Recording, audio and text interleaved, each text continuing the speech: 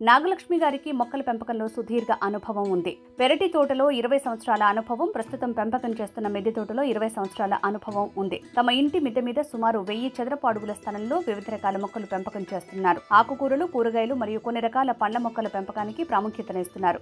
కాబట్టి వారంలో 5 రోజులకు సరిపోను కూర అవసరాల్ని తమ ఇంటి పంట ద్వారానే పొందడంతో పాటు ఎక్కువ వచ్చిన దిగుబడిని తోటి వారికి పంపకం చేస్తూ ఆనందం పొందుతుంటారు.